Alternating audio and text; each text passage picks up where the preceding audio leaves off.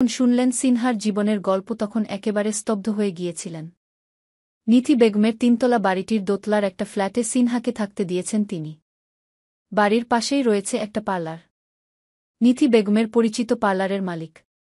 তাই সিনহার জন্য কাজের কথা বলতেই ভদ্রলোক রাজি হয়ে যান। সিনহা মাস শেষে যা বেতন পায় তা দিয়ে নিজের একার জীবন বেশ ভালোভাবে চলে যাচ্ছে। সিনহার সবে 5 মাস 9 দিন চলছে। ইদানিং মাঝে মাঝেই রাতে ঘুম হয় না মেয়েটার। কখনো কখনো ভীষণ দম বন্ধ লাগে। সিনহা বড্ড অসহায় হয়ে পড়ে তখন। ঢাকার মতো একটা এত বড় শহরে এত মানুষের মাঝে থেকেও নিঃসঙ্গতা তিলে তিলে হ্রাস করছে মেয়েটাকে। আজও ঘুম আসছে না সিনহার। মনটা বড্ড খারাপ। মা বাবার কথা মনে পড়ছে। দুপুরে মাকে ফোন করেছিল সিনহা। শায়লা বেগম বড্ড কেঁদেছেন। সিনহা তাতে রিয়েক্ট করেনি। মাকে জানিয়েছে সে ভালো আছে। মা বাবার কাছে ডিভোর্সি মেয়ে যে গলার কাটা সমান তা ভালো করেই বুঝেছে সিনহা। আসার সময় ডিভোর্স পেপারটা সাথে করে নিয়ে এসেছে সে। ইচ্ছা আছে একদিন তাসফিনের মুখোমুখি দাঁড়িয়ে কটা কথা বলে ডিভোর্স পেপারটা মুখের উপর ছুঁড়ে মারার। তবে এর জন্য সিনহার সময় প্রয়োজন। নিজেকে শক্ত করতে হবে। চোখের পানিকে নিজের শক্তি বানাতে হবে। কথাগুলো ভাবতে ভাবতে সিনহা ফোনটা হাতে নিল। ওয়াইফাই কানেক্ট করে ফেসবুকে ঢুকতেই একটা ভিডিও নজরে এলো। দ্রুত শোয়া থেকে উঠে বসল সিনহা। ভালো করে ক্যাপশনটা পড়তেই সিনহা আটকে উঠল। ডক্টর তাসফিনকে আজ মধ্যরাতে গ্রেফতার করেছে পুলিশ। একাধিক মেয়ের উপর নির্যাতন এবং মার্ডার কেসের অভিযোগ উঠেছে ডক্টর তাসফিনের বিরুদ্ধে। নিচে পুলিশ কমিশনারের বলা বয়ান ও লোকেশন শেয়ার করা হল। পড়া শেষে সিনহার চোখ থেকে আপনা আপনি পানি গড়িয়ে পড়ল কয়েক ফোঁটা। তাসফিনের মুখটা দেখে সিনহার আজ মায়া হল না, খারাপও লাগল না। শুধু বুক চিরে এক দীর্ঘশ্বাস বেরিয়ে এল। সিনহা জানত একদিন তাসফিন তার ভুলের শাস্তি পাবে। প্রতিদিন জায়নামাজে বসে সিনহার প্রতিটা চোখের পানির কারণ ছিল শুধু তাসফিন। সিনহা ফোনটা রেখে উঠে দাঁড়াল। জানালা দিয়ে চাঁদের এলো এসে বিছানায় পড়ছে। সিনহা চাঁদের দিকে তাকিয়ে স্মিত হাসল। এরপর বিছানা থেকে ওড়নাটা নিয়ে ভালো করে মাথায় জড়িয়ে নিল। আলমারি থেকে পার্সটা নিয়ে নিঃশব্দে বের হল বাড়ি থেকে। বুকের মাঝে চাপা মৃদু ব্যথাকে উপেক্ষা সিনহা এগিয়ে চলল আজহানের ভিলার ঠিকানায়। ফোনে একটু আগে সে ভালো করে ঠিকানাটার একটা ছবি তুলে নিয়েছে। 30 মিনিটের মাথায় সিনহা পৌঁছাল ঘটনাস্থলে। অনেক পুলিশ এবং সাংবাদিক এর ভিড় ঠেলে সিনহা আড়ালে পুলিশ ভ্যানের কাছে গেল। তাসফিন এবং একজন কনস্টেবল মুখোমুখি বসে আছে ভ্যানে। তাসফিনের হাতে হ্যান্ডকাফ যা আশেপাশের হালকা আলোতে চকচক করছে। সিনহা ধীর পায়ে এসে ভ্যানের পাশে দাঁড়াল। আচমকা তাসফিনের কেমন একটা লাগল। ঘাড় ঘুরিয়ে চারদিকে কাউকে খুঁজতে লাগল। তা দেখে কনস্টেবল জিজ্ঞেস করল, কি হয়েছে? এখানে কেউ এসেছে? কোনো মেয়ে? এদিকে কেউ আসবে না। কেন, কি হয়েছে? না, আমার মনে হচ্ছে কেউ একজন এসেছে। গিয়ে কে আসবে? হয়তো কোনো মেয়ে সাংবাদিক। তুই চুপচাপ বসে থাক। 10 মিনিটের মাঝে থানার উদ্দেশ্যে রওনা হবগু। কথাটা বলে কনস্টেবল সিগারেটটা পায়ে পিষল। আর ঝিমাতে ব্যস্ত হয়ে পড়ল। এদিকে তাসফিনের অস্থিরতা কমল না। আজ এতগুলো মাস পর ওর মনে হতে লাগল আশেপাশে নিশ্চয়ই সিনহা আছে। মেয়েটার শরীরের গন্ধ তাসফিন তীব্রভাবে অনুভব করতে পারছে। তাসফিনের ইচ্ছে করল ভ্যান থেকে নেমে চারপাশটা ভালো করে খুঁজে দেখতে। তবে তা তো সম্ভব না। কথাটা মনে করে মাথা নিচু করে ফেল সে। সিনহা এতক্ষণ তাসফিনের কর্মকাণ্ড দেখছিল। এবার সে মৃদুস্বরে বলল, যাকে কলঙ্ক দিয়ে দুনিয়ার কাছে খারাপ প্রমাণ করেছেন তার উপস্থিতি আপনাকে ব্যাকুল করছে দেখি। তবে কি আমি ধরে নিব ক্ষণিকের জন্য হলেও আপনি আমাকে ভালোবেসেছিলেন? সিনহার কথাগুলো তাসফিন শুনল। তবে মুখ তুলল না। নিজের চোখ বন্ধ করে বলল, কলঙ্ক দিয়েছি ঠিকই, তবে নিঃস্ব করিনি। বেঁচে থাকার অবলম্বনও দিয়েছি। গি একটু থেমে আবারও বলল, তাসের ঘর বেঁধেছিলাম। সবটা যে একদিন ভেঙে যাবে তা জানতাম। তবুও এই মন কেঁদে গেছে প্রতিদিন। মস্তিষ্ক প্রতিশোধ চাইলেও মন হয়তো অন্য কিছু চেয়েছিল। কথাগুলো বলে চোখ তুলে সামনে বসা কনস্টেবল এর দিকে তাকালো তাসফিন। কনস্টেবল ঘুমিয়ে নাক ডাকছে। অর্থাৎ সে একটা কথাও শোনেনি। তবে সিনহা সব শুনেছে। সে এসেছিল তাসফিনকে হ্যান্ডকাফ পরা অবস্থায় দেখতে এবং আড়াল থেকে বলতে চোরের 10 দিন হলেও গৃহস্থের একদিনই যথেষ্ট। তবে কথাটা বলে উঠা হয় না সিনহার। এতদিন পর সেই চিরচেনা কণ্ঠস্বর এবং এমন কিছু কথা শুনে সিনহার কথা আটকে যায়। তাসফিনের স্বরে অপরাধ বোধ ছিল কি? কথাটা ভাবায় সিনহাকে। এরই মাঝে পুলিশ কমিশনার এগিয়ে আসে। ফলে সিনহা চলে যায়। তাসফিন দীর্ঘশ্বাস ছেড়ে চাঁদের দিকে তাকায়। ক্রুর হেসে বলে, চাঁদের গায়ে যেমন কলঙ্ক আছে ঠিক তেমন তার গায়েও আছে। তবে তাকে কলঙ্ক দিয়ে আমার আফসোস নেই, কেননা আমার দেয়া এই কলঙ্ক তাকে অন্যের হতে বাধা দিবে। রাতের 2টা বাজে। ফিমা আর প্রিনিশা দাঁড়িয়ে আছে আজহানের ফার্ম হাউসের পুলের সামনে। প্রিনিশার পরনে সাদা গোল জামা। ফিমা অবশ্য শাড়ি পরে আছে। বিয়ের পর থেকেই মেয়েটা শাড়ি পরে। প্রিনিশার সাথে আজ ফিমার প্রথম পরিচয় হলেও ফিমার আচরণে প্রিনিশার মনে হয়েছে বহুদিনের পরিচিত তারা। এর অবশ্য কারণও রয়েছে। আজহান এয়ারপোর্টের উদ্দেশ্যে রওনা দেওয়ার পর ফিমা প্ল্যান করে ওরা ঘুরতে বের হবে। প্রথমে তারা শপিংয়ে যায়, এরপর রেস্টুরেন্টে গিয়ে খাওয়া দাওয়া করে। ফিমা ভীষণ ফ্রেন্ডলি হওয়া কিছুক্ষণ এর মাঝে দুজনের মধ্যে ভালো বন্ডিং তৈরি হয়ে যায়। বিল পে করে রেস্টুরেন্ট থেকে বের হওয়ার সময় প্রিনিশার কাছে রায়ানের ফোন আসে। রায়ান জানায় আজকের রাতটা যেন তারা ফার্ম হাউজে এসে থাকে। বিলায় শর্ট সার্কিট হয়ে গেছে, ফলে কারেন্ট নেই। অজ্ঞতা প্রিনিশা আর ফিমাকে এখানে আসতে হয়। এই প্রথম ফার্ম হাউজে আসে প্রিনিশা। খুবই ছিমছাম পরিপাটি করে সাজানো সবটা। সুইমিং পুলটা ফার্ম হাউজের পিছনের দিকে। জায়গাটা বেশ কিছু ছোট ছোট হালকা লাইট দিয়ে ডিজাইন করা। পুলের পানিতে পা ডুবিয়ে বসে আছে ফিমা। থেমে থেমে শীতল হাওয়া বইছে, যা পরিবেশটার সৌন্দর্য আরও বাড়িয়ে তুলেছে। বেশ কিছুক্ষণ প্রকৃতি বিলাস করে ফিমা বলল, তোমার জীবনটা কত সুন্দর প্রিনিশা। আজহান ভাইয়া তোমাকে কত ভালোবাসে। এমন একটা জীবন সঙ্গী তো প্রতিটা মেয়ে চায়। কথাটা শুনে স্মিত হাসে প্রিনিশা। আজ 1.5 বছরের সংসার জীবনে প্রিনিশার বলতে দ্বিধা নেই আজহান আসলেই একজন জেন্টলম্যান। তবে তার আর আজহানের সাংসারিক জার্নিটা সহজ ছিল না। আজহানের জন্যই আজ প্রিনিশা একটা সুস্থ স্বাভাবিক জীবন পেয়েছে। পেয়েছে সমস্ত সুখ। কথাগুলো ভেবে তৃপ্তির শ্বাস নেয় প্রিনিশা। রাতের হিমেল হাওয়া গায়ে মেখে বসে পুলের সাইডে রাখা চেয়ারে বলে, আমি জানি না তুমি আফসোস করলে কি না, তবে এটা সত্যি যে একটা সময় আজহানকে আমার পছন্দ ছিল না।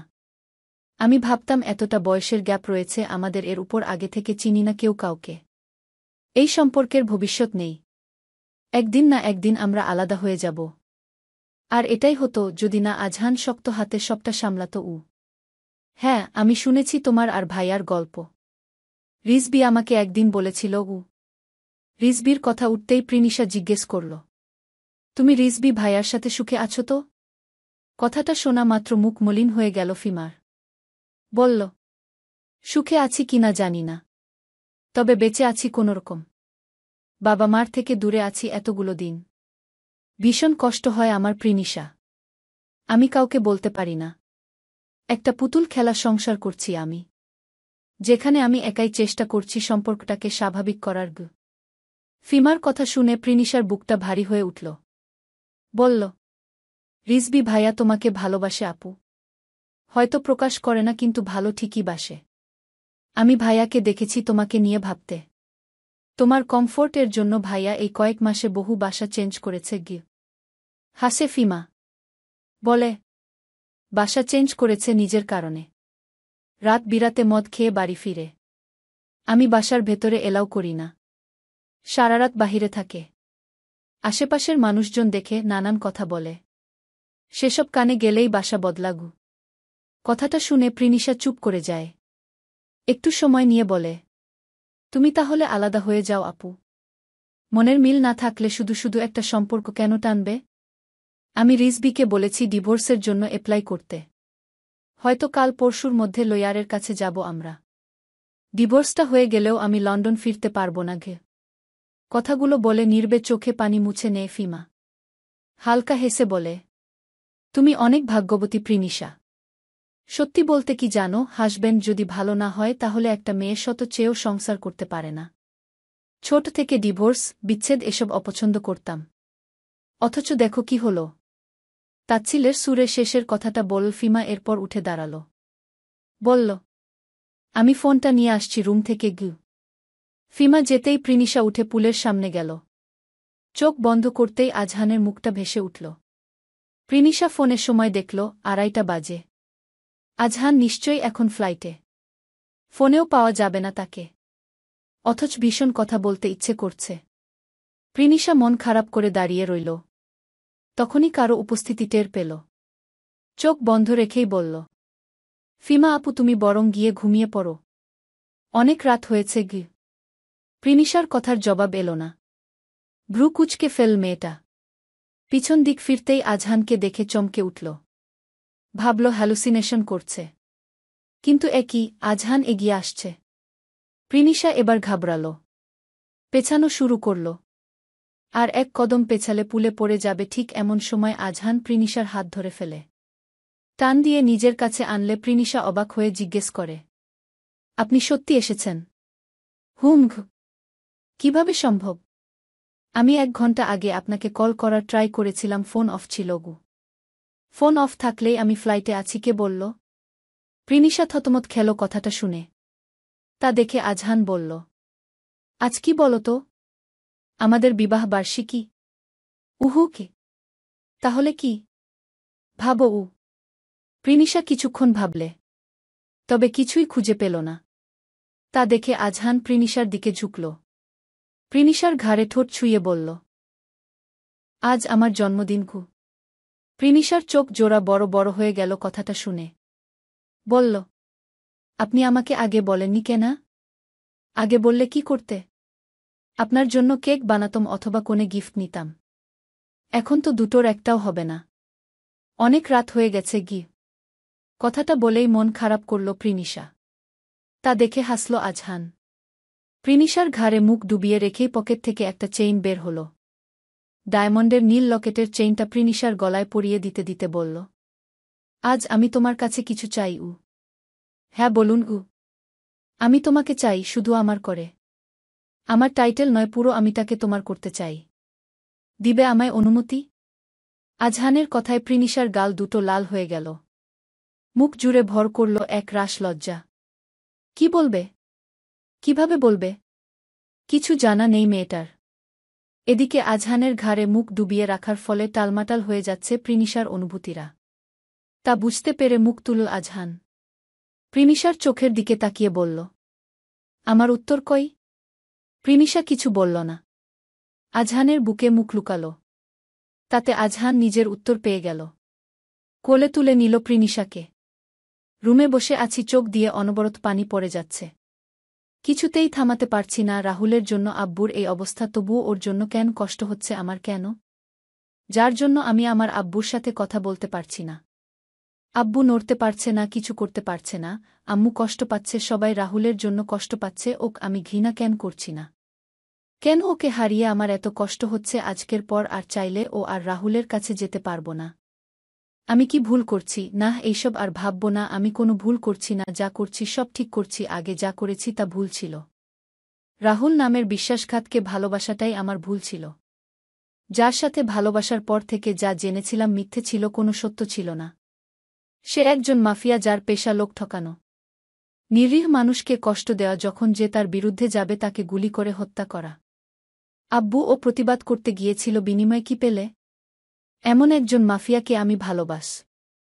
একমনে কথাগুলো ভাবছিল ছোঁয়া, হঠাৎ আম্মু আসে রুমে, তাই ভাবনা চিন্তা বাদ দেয়।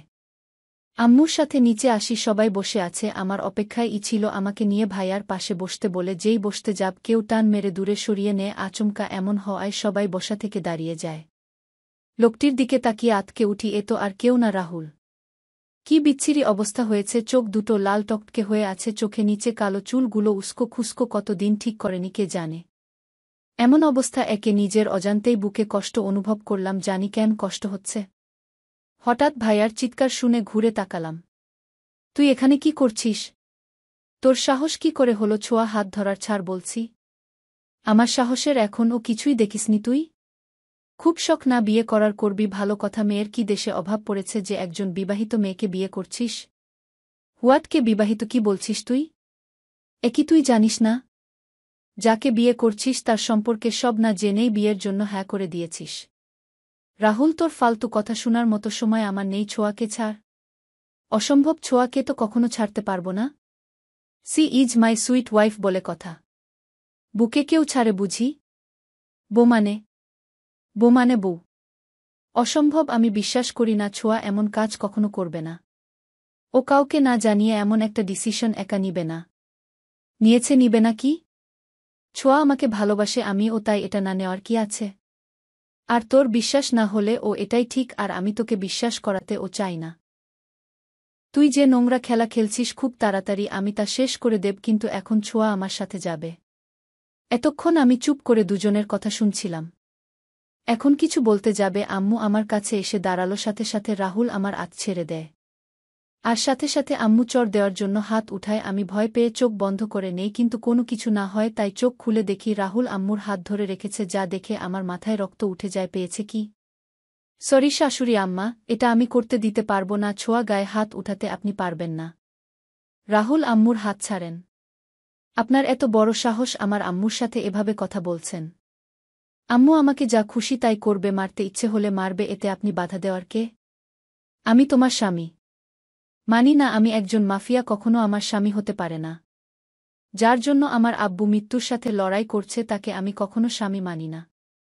আমি তোমার আব্বুকে কিছু করিনি। সপ্ত মিথ্যে কথা একদম বলবেন না, আমি নিজে আব্বুর পাশে আপনাকে দেখেছি। চলে যান, আমি কখনো আপনার সাথে যাব না। সরি জান, আমি যেতে পারবো না, তোমাকে আমার সাথে যেতেই হবে। নাহ, কখনো না। এবার আম্মুর দিকে তাকালাম, আম্মু কিছু বলছে না, অবাক হয়ে তাকিয়ে আছে। তারপর একটা কথা বলল, যাতে আমি অবাকের চরম সীমায় পৌঁছে গেলাম। ভাইয়া, ও কেমন করে যেন তাকিয়ে আছে? কারণে রাহুল বিয়ের কাগজ সবাইকে দেখিয়েছে। আপনি আপনার বুকে নিয়ে যান। আম্মু কি সব বলছো তুমি? সরি, আমি কারো আম্মু না। আমার একটা মেয়ে ছিল যে অনেক ভালো ছিল, একটু জেদি দুষ্টু ছিল, কিন্তু বিশ্বাসঘাতক ছিল না। সে যাই করুক না কেন বাবা মাকে সব বলত। আর আমার সামনে এখন যে দাঁড়িয়ে আছে, যে সে আমার মেয়ে না, সে একজন বিশ্বাসঘাতক, যে গুন্ডার বউ, যে একাই তার বিয়ের ডিসিশন নিয়েছে। আমার ভেয়ে এভাবে ডিসিশন কখনো নিত না, কখনো না। আমি তোর মুখ ও দেখতে চাই না, তুই আমার চোখের সামনে থেকে চলে যা। যার জন্য তোর বাবার এই অবস্থা, তাকে তুই ভালোবাসি এমন দিন দেখার আগে আমার মরণ হলো না কেন? ভাইয়া আমার কাছে এগিয়ে এলো, কিছু বলতে যাবে, কিন্তু রাহুলের দিকে তাকিয়ে চুপ করে আবার চলে গেল। আম্মু দৌড়ে উপরে চলে গেল, আমি পেছনে যেতে গেলে রাহুল হাত টেনে ধরে। সবাই চলে যায়, কেউ রইল না পাশে। 3 দিন স্বামী ছাড়া, শ্বশুরবাড়ির আলো বাতাস ধুলা সব গায়ে মেখে সাজ ঢাকা ফিরল। এই 3 দিনে স্বামীর সাথে ফোনালাপ, ভার্চুয়াল সংসার ও শাশুড়ির সাথে কোমরে আঁচল গুজে গিন্নি সেজে ঘর সামলানো, সবই সমান তালে করে গেছে সাজ। ওদিকে ভার্চুয়ালে পাতানো নতুন সংসারে সাজের টাঙানো আধহাত ঘোমটা এখনো খোলেনি সাহেব। কি জানি কেন? সাজ রুমে এলো। পূর্বিকা তাকে দেখে জিজ্ঞেস করল, কি হে গৃহিণী, মজা হল? সাজ হেসে হেসে বলল, সেই মজা আপু, বিবাহ করো, বুঝবা। মজার বিবরণ দাও। চোখমুখে দেখে তো মনে হচ্ছে না শান্তিপূর্ণ মজলিস থেকে ফিরেছ। পূর্বিকার এক হাতে একটা বিড়াল গুটিসুটি মেরে শুয়ে আছে। সাজ জিজ্ঞেস করল, এটা কার আপু? ওহ, বিড়ালটা ওপরতলার ভাড়াটিয়ার। কি সুন্দর আপু, নাম কি? ইভগু। সাজের চোখমুখ জ্বলজ্বল করে উঠল। সে বিড়ালটাকে নিজের কোলে নিল। ইভ আরও গায়ে মিশে শুল। সাজ কেমন গলে যাচ্ছে। সে বলল, আরেহ বাহ। ইভ অর্থ সন্ধ্যা, সাজ মানেও সন্ধ্যা। কি দারুণ মিল। পরপরই সাজ পূর্বিকার দিকে তাকাল। আপু, আমি ওকে কিছু সময় আমার কাছে রাখি? হ্যাঁ, রাখো। পূর্বিকা সাজের ব্যাগটা ওর হাত থেকে নিয়ে রুমের এক কোণায় রেখে খাটে আয়েশ করে বসল। অতি কৌতূহলী চাহনি তার, গলায় আহ্লাদ। বলো তো এবার, শ্বশুরবাড়ির মধুরহারি কেমন লাগল? সাজ ইবকে কোলে নিয়ে চেয়ার টেনে সামনে বসল। হাপিত্যের সব শব্দের ছোঁয়ায় বের করতে লাগল। বিবাহের 3 মাস পেরিয়ে গেছে আপাজান। আমার এখনো বাসর হয় নাই। শ্বশুরবাড়িতেও শ্বশুর নাই, দেশের বাইরে গেছেন। স্বামীর বিছানায় স্বামী নাই। ওদিকে রায়বাঘিনী ফুপাতো নন্দিনী যেন সাক্ষাৎ শালিচুন্নি। আমার বর চুরি করতে উঠে পড়ে লাগোয়া। মামে দুজনের চেহারাতেই চোর চোর ভাব। গাটা জ্বলে যায়। পূর্বিকা অত্যন্ত দুঃখের সাথে বলল। তো 3 দিন কি করলে ওখানে? সাজ ফিসফিসিয়ে বলল। সত্য বলব। আলবাত সত্য বলবে গুই। তো শোনো। সাজ নড়েচড়ে বসল। পূর্বিকার ভীষণ আগ্রহী মুখটার দিকে তাকিয়ে বলল। প্রেম করেছি কি? পূর্বিকা বিস্ময় নিয়ে প্রশ্ন করল। কার সাথে? তোমাকে বলব না গি। কেন? তুমি যদি স্বামীকে প্রেমিকের খবর জানিয়ে দাও? পূর্বিকা থতমত খেয়ে গেল। হৃদের সাথে তার পরিচয় আছে, সেই থেকেই তো অদিতি আর সাজকে নিজের সাথে রেখেছে। মেয়েটার খোঁজখবর নিয়ম করে হৃদকে জানাচ্ছে, এগুলো তো গোপন খবর। সাজ কি কোনোভাবে জেনে গেছে? না না। তা কি করে হয়? এত সহজ নাকি জানতে পারা? অথচ সাজ বোধহয় পুরোটা না হলেও অনেকটা জেনে গেছে। তার জানার পরিসীমার বিস্তৃতি পূর্বিকা আন্দাজ করতে পারল না। বাড়িতে কথা বলতে হবে এমন বাহানায় সে নিজের রুমে চলে এল। আর তারপর কল লাগাল হৃদকে। হৃদ গাড়িতে ছিল। গতদিন কিছু প্রয়োজনে তাকে শহরের বাইরে যাওয়া লেগেছিল। সেখান থেকেই ফিরছে। পথিমধ্যে কল পেয়ে সে রিসিভ করল। ওপাশ থেকে পূর্বিকা অস্থির চিত্তে বলতে লাগল। ভাইয়া, সাজ মেবি প্রেম করছে। এখন কি হবে? হৃদ প্রথমত সেকেন্ড দুয়েকের জন্য হকচকিয়ে গেল। পরপর হেসে উঠল। রসাত্মক গলায় বলল। চিন্তা করো না রে পূর্বী। ভাবি তোমার ভাইয়ের সাথেই প্রেম করছে গি। পূর্বিকার বিস্ময়ে আকাশ ছুল। কাদো কাদো হয়ে সে বলল। আমি তোমাদের একটুও বুঝতে পারি না। আমি জানি না আমার মাথার ব্রেইন গরমে গলে গেছে নাকি তোমরা এলিয়েন গু। হৃদ জবাবে হেসে বলল। তো ম্যাডাম কি করছে? বাসায় পৌঁছেছে কখন? এই তো ভাইয়া 15 মিনিট হল। ফ্রেশ হচ্ছে। হয়ে গেছে মেবি। তুমি তাকে কল দিয়েই জেনে নাও। আমি আমার বয়ফ্রেন্ডকে কল দিই। তোমাদের কাহিনীর প্যাচে আমার মাথাটা ভো ভো করছে। আপাতত এ বেটা ছাড়া কেউ আমাকে শান্ত করতে পারবে না গি। অল দ্য বেস্ট উ। হুম। ইউ টু ভাইয়া খি। পূর্বিকা কল কেটে দিল। আর সঙ্গে সঙ্গে খিবপ্পেন কি নিকনেমে সেভ করা কন্ট্যাক্ট নম্বরটি থেকে কল এলো। পূর্বিকা কল রিসিভ করেই বলল। তোরে আমি এমনে এমনে শয়তানের বাচ্চা কই রে? নয়তো তাকে কল দিতে যাওয়ার সাথে সাথেই লোকটার তরফ থেকে কল আসে নাকি? ওপাশ থেকে রাফির নিষ্পাপ কণ্ঠ এলো। কেন? আমি কি করছি? পূর্বিকা শান্ত হল তার আওয়াজ শুনে। মরুভূমির মতো উত্তপ্ত অন্তরটায় এক পিছলা বাতাস বয়ে গেল। তার রণচণ্ডী আওয়াজ এবার নমনীয় বেশ। কিছু করনি? খাইছ তুমি? ভাত খাইছ? রাফি বলল। এই বিকেলবেলা ভাত খাব কেন? তাহলে দুপুরে যে খাইছ সেটাই বলো উ। দুপুরে খাইছিলাম ঘ। এই বেটা শুনো না। একটা কথা বলার ছিল উ। শুনতেছি। কও তুমি গু। পূর্বিকা বিছানায় মিশে গেল। আওয়াজ কাঁপতে লাগল সামান্য। আই লাভ ইউ খে। রাফি তৎক্ষণাৎ প্রত্যুত্তর করল। লাভ ইউ টু পূর্বী গু। চলো না বিয়ে করি। আমার বয়স এবার 24 হয়ে গেল। বিয়ের বয়স পেরিয়ে যাচ্ছে। ওদিকে অলমোস্ট সব ফ্রেন্ডরাই বিয়ে করে ফেলছে। কারো কারো তো বেবিও হয়ে গেছে। কি ভাল্লাগে ওদের দেখে। আমারও ইচ্ছা করে। আমার ফ্যামিলি থেকে বিয়ে নিয়ে কোনো কাহিনী নেই। তোমারও এবার 26 চলে। ভালো চাকরি পেয়ে গেছ। বিয়ের জন্য পারফেক্ট টাইম এটা প্লিজ। রাফির থেকে জবাব আসতে এবার কিছুটা সময় লাগল। পূর্বিকার বুকের ভেতরটা কেমন ছলকে উঠল। ওর গলার স্বর আরও করুণ হয়ে উঠল। রাফি। রাফি এবার শুনতে পেল যেন। দেখো পূর্বী, তোমার বিয়ের বয়স হয়েছে বুঝলাম। আমারটা একটু বুঝো। কেবল 26। চাকরিটা হয়েছে 1 মাসও হয়নি। লাইফটা গুছায় নিতে একটু সময় লাগবে না? এখনই কিভাবে বিয়ে করে সংসারী হয়ে যাই? বিয়ের পরও লাইফ গোছানো যায় রাফি। একসাথে গোছাব আমরা। 4.5 বছর ধরে প্রেম করছি। বিয়েটা জরুরি উ। রাফি অতিষ্ঠ গলায় বলল। প্রেশার দিও না প্লিজ গু। লাফিয়ে উঠে বসল পূর্বিকা। চোখ দুটো ক্ষণিকেই রক্তলাল হয়ে এসেছে, মাথাটা জ্বলে যাচ্ছে। গলার আওয়াজ অত্যন্ত রু। প্রেশার দেই আমি তোমাকে? আমাকে তোমার প্রেশার লাগছে? তোমাকে চিনি না আমি? সুবিধাবাদী লোক। সময় বুঝে চলো। সময় এলে আমাকেও ছুঁড়ে ফেলতে দুবার ভাববে না। বুঝতে পারছি না আমি? ধুর বাল! কথা না বুঝে কাহিনী মারাচ্ছে গি। কল কেটে দিল রাফি। পূর্বিকা আরও বেশ কয়েকবার কল লাগাল। হাজারটা টেক্সট কল শেষে ক্লান্ত হয়ে শুয়ে পড়ল। আচ্ছা, কান্নারা কবে ফুরাবে? নাকি ছোট্ট দুই চোখের কোটরে জমা পড়ে আছে এক অসীম মহাসমুদ্র? হিদ পূর্বিকার কল কেটেই সাজকে কল দিল। সাজ ব্যাগ থেকে কাপড় নামাচ্ছিল। এবার শাশুড়ি মা তাকে একগাদা শাড়ি উপহার দিয়েছেন। সেদিন শাড়ি পরিহিত কোমরে আঁচল গোজা গিন্নি সাজকে দেখে আফিয়া বেগম এতই আপ্লুত হয়েছেন যে পরদিনই এত শাড়িসহ নিজের শখের জমানো শাড়িগুলো সাজকে দিয়ে বলেছেন, সবসময় শাড়ি পরে থেকো। সাজ সব তো নিয়ে আসতে পারেনি, ওখান থেকেই বেছে কয়েকটা নিয়ে এসেছে, সেগুলোই গোছাচ্ছিল এখন।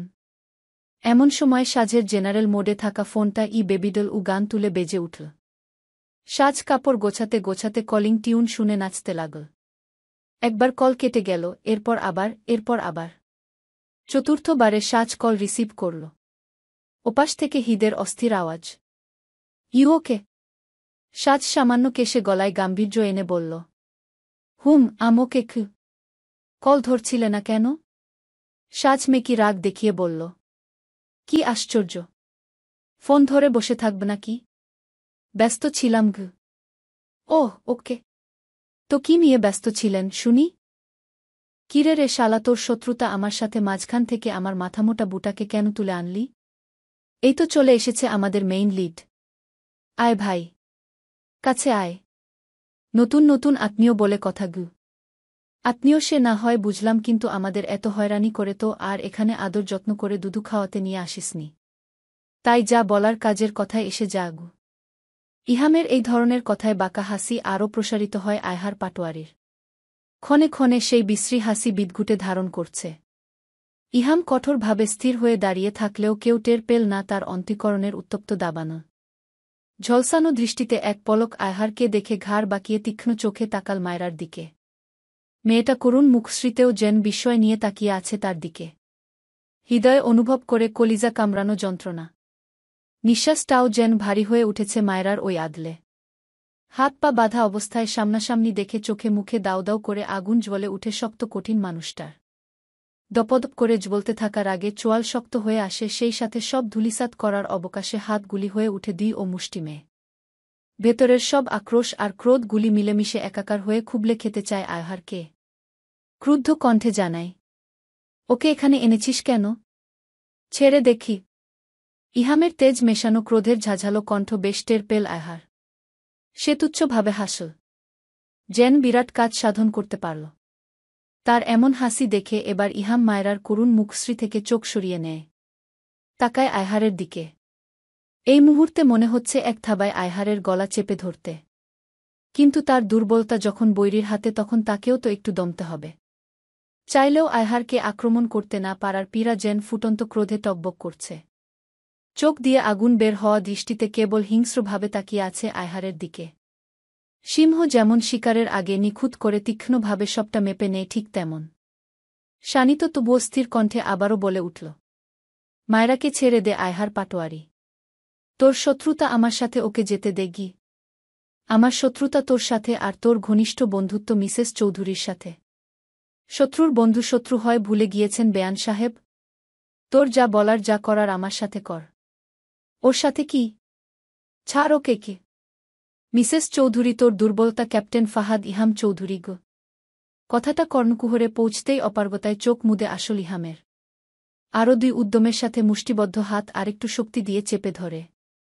এক নজরে তাকিয়ে দাঁত চিবানো ভাবটাই বলে দেয় আয়হারের প্রতি তার হিংস্রতার আভাস। জানোয়ারের বাচ্চা, যেটা বললাম সেটা কর। আগে মায়রাকে ছাড়। চু আমার চান্দু রে। আহো বেয়ান সাহেব, তোমারে একটা পাপ্পা খাই। তোর পাপ্পা আমি কোনো দিক দিয়ে ঢুকাবো সেটা আমি নিজেও জানি না। ভালো চাইলে মায়রাকে ছাড়। তোর বুকের পাটা কত বড় চিন্তা করছোস? একে তো বউ আমার হাতের মুঠোয়, তাও আবার তেজ মারাছ।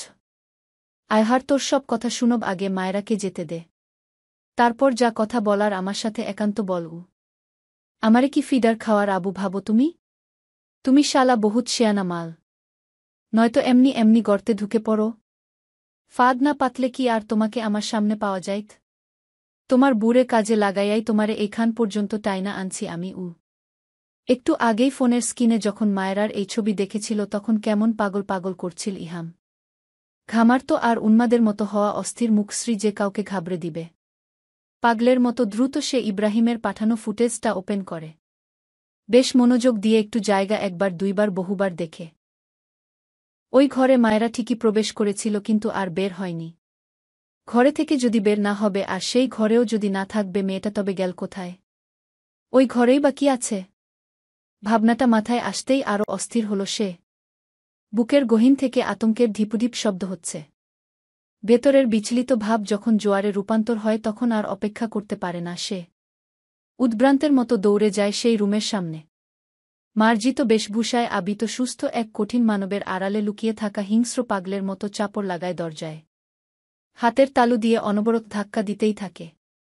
এক সেকেন্ডের জন্যেও যেন থামার কোনো প্রয়াস নেই।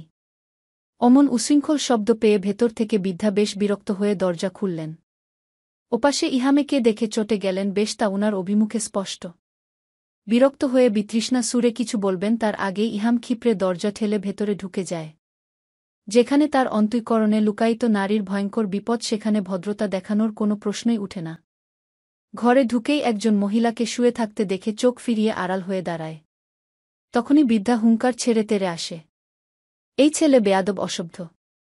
তোমাকে বলেছি না আমার নাতনি তার বাচ্চাকে খাওয়াচ্ছে? নিলজ্জের মতো কি করে ঢুকলে? এখনই বের হও, নয়তো আমি লোকজন ডাকব।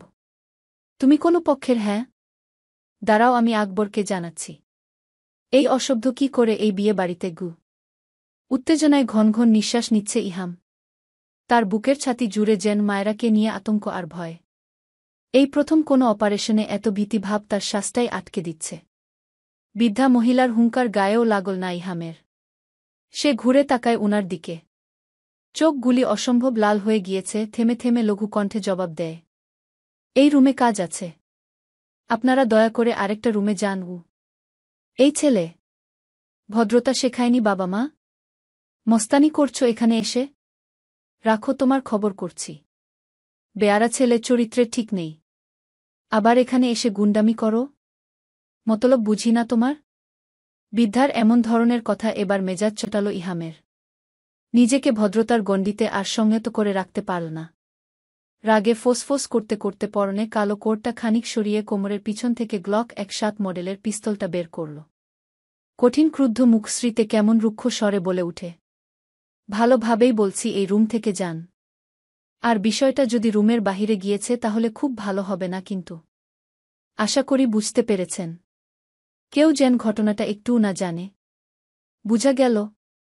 পিস্তল দেখে বৃদ্ধা এমনিতেই ভয়ে গুটিয়ে গিয়েছিলেন, তার উপর এমন হুমকি শুনে একেবারে চুপসে গেলেন তিনি। মুখটা এইটুকু করে তিনি নাতিপুতিকে নিয়ে বিনা বাক্যে দ্রুত বের হন। তখনই পাগলের মতো তন্নতন্ন করতে লাগে ঘরটায়। তার মন বলে কোনো ঘাপলা আছে এই ঘরটায়? নয়তো একটা মানুষ রুমে ঢুকার পর বের না হলে কি করে উধাও হয়ে যায়? বিচলিত ভঙ্গিতে অস্থির হয়ে খুঁজতে থাকে কিছু। এই ঘরে কোনো সিক্রেট আছে তা নির্দ্বিধায় মেনেও নিল। তবে উন্মাদ মন পায়তারা করল যে করেই হোক পাশের তালা ঝুলানো ঘরটা খুলতে হবে। কিরে, খুব কষ্ট হয়েছে নাকি ঘরটা খুঁজে পেতে? আয়হারের ঠেস মারা কথায় আগুন চোখে তাকায় ইহাম। তার ভেতরটা ছলাৎছলাৎ করছে কেবল আয়হারের মুন্ডটা কচলাতে। দাঁত চেপে আবারও ফুলিঙ্গের ন্যায় বলে উঠে, চাস কি তুই? এভাবেই কি কথা বলা যেত না? আমাদের এত কসরত করে আনার কি দরকার ছিল? মেরে ফেলবি নাকি? বাঁকা করে হাসল ইহাম। তার এই ভয়ঙ্কর হাসির মানেটা আয়হার বুঝল না। কিন্তু অনুমান করতে পারল এই ধূর্ত সৈনিকটা কি তাকে কাবু করার কেন প্ল্যান এঁটেছে। ফুপিয়ে উঠল মায়েরা। কাতর ক্ষীণ কণ্ঠে বলল, আমার ভীষণ ভয় করছে, প্লিজ ওদেরকে বলুন আমায় ছেড়ে দিতে। গরম চোখে তাকায় মায়েরার দিকে। কেমন শুষ্ক কণ্ঠে জানায়, চুপ! বেয়াদবের মতো কান্না করছো কেন? কথা বলছি দেখছ না? মায়েরা শক্ত কথার পিঠে আরও ফুপিয়ে উঠে কষ্টে। ইহাম বুঝতে পেরেছে মেয়েটা ভয় আর আতঙ্কে জবথব হয়ে আছে। তার নিজের কলিজাই তো শুকিয়ে আছে ওকে এই অবস্থায় দেখে। তবুও রুক্ষ গলাতে বলল, এই বেয়াদব মেয়েটা কখনোই আমার কথা শুনে না। যখন যা বলব তার উল্টোটা করতে গিয়ে অকাম বাজায়। বেয়াদব মাথামোটা কোথাকার উ। এই সময়েও আপনি আমাকে ধমকাবেন? আজরাইল দম নেওয়ার সময়ও বুঝি আপনি আমাকে বেয়াদব সম্বোধন করবেন? আপনার কি কোনো মায়াদয়া নেই? এত পাষাণ আপনি? ঠোঁট উল্টে কেঁদে ফেল মায়েরা। ভয়ে তার গলা শুকিয়ে কাঠ। তৃষ্ণায় বুকের ছাতি চৌচির। তবুও এই অসময়ে ওই পাষাণ লোকটার রুক্ষতা তাকে ভরকে দিচ্ছে দ্বিগুণভাবে। নাক টেনে চোখের পানি বিসর্জন দেওয়া দেখল ইহাম। বিরক্ত হল খানিক। রাগ লাগল। এই চোখের পানিটাই সে দেখতে পারে না। একদম বিরক্ত লাগে তার। আর এই মেয়েটা কারণে এভাবেই রাগিয়ে দেয় তাকে। কিছু হলেই কাঁদতে হবে কেন তাকে? কতদিন না করেছে তার সামনে কাঁদতে? তবুও গাধা মেয়েটা কেন চোখের পানি ফেলে? কেন বুঝে না ওই পানি তার ভেতরে আরও জ্বলন ধারায়? চুপ! একদম কান্না করবে না। অসভ্য বেয়াদব একটা। কোনো কথাই তো শুনো না। আমাকে কি নিজের শত্রু ভাবো নাকি? যে কথা শুনলে মহাবিপদে পড়বে? অথচ সেই বিপদই তোমাকে টেনে নেয় গবেট কোথাকার গু। আপনি আসলেই একটা কঠিন পাষাণ মানব। খুব খারাপ উ। হ্যাঁ খারাপ। পাষাণ। আর তুমি বোধহয় ভালো। দয়াসাগর। একটু আগেই না বললে আমি যেন বলি তোমাকে ছেড়ে দিতে, তার মানে কি বুঝাতে চাইলে? ওরা আমাকে ধরে রেখে যেন তোমাকে ছেড়ে দেয় সেটাই? এই তোমার দয়ত্ব? মায়েরা জবাব দেয় না। ফুপায় শুধু। এই লোকটা আসলেই নির্দয়, কোনো দয়া মায়া নেই। একটা পাথর যেন। একটু আগে আপ্রাণভাবে এই মানুষটাকে চাওয়া তার ভুল হয়েছে। মেজাজ চুত হতে না চেয়েও লাল লাল চোখে ইহাম অবলোকন করল মায়েরার অসহায়ত্ব। আগুন চোখে দেখল চেয়ারের পিছনে বাঁধা হাত দুটো। না জানি মেয়েটা কতক্ষণ হয় এভাবে বসে আছে। অভ্যন্তরে কেমন নিদারুণ সুরে দ্রিমদ্রিম শব্দ হয়। দুরু দুরু করে বুকটা। আয়হার পাটোয়ারি সরু চোখে তাদের কথাবার্তা শুনে। তার পেছনের তিনটা ছেলেও নির্বে দেখে যায় ঘটনা। নিঃশব্দে শুনে যায় ইহাম মায়রার কথোপকথন।